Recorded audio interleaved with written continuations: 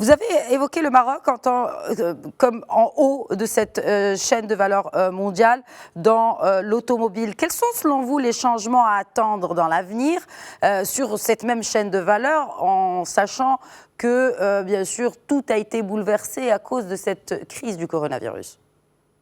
Effectivement, on entend parler d'un redéploiement, j'ai dit, à grande échelle des groupes internationaux, peut-être des pays sud-asiatiques vers les pays européens et américains, peut-être même aux alentours des pays limitrophes de l'Union européenne ou des États-Unis. Mais je pense à l'exception de secteurs qui sont stratégiques et souverains, comme c'est le cas du secteur pharmaceutique ou même agroalimentaire, je ne pense pas sincèrement qu'il y aurait ce redéploiement massif à grande échelle, car la Covid ne sera pas ce genre de choc qui va complètement bouleverser les systèmes ou un peu déclencher une refonte des principes de base du commerce. Pour deux raisons principales, je m'explique. Tout d'abord, il y a cet opportunisme des investisseurs internationaux. Vous savez que la fragmentation des systèmes de production, elle est tirée par cet investisseur qui cherche les opportunités là où il peut produire moins et là où il peut écouler sa production à un prix qui est rentable pour lui. Aussi, le consommateur, nous en tant que consommateurs, les consommateurs européens et ceux des États-Unis, je ne pense pas qu'ils seront prêts à payer plus ou à voir leur bien-être se détériorer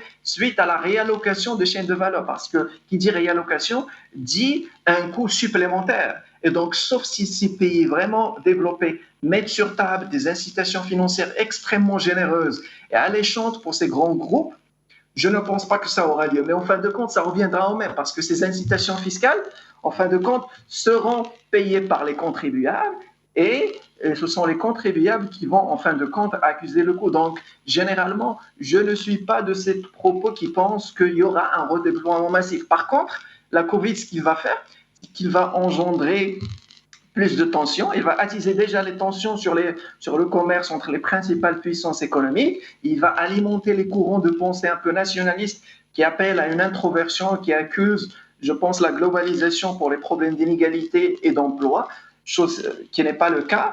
Mais si jamais ce genre de réallocation se concrétise, je pense que le Maroc devrait penser à une stratégie d'intégration qui est plus profonde avec les partenaires européens, sachant qu'on est ancré davantage avec le marché européen.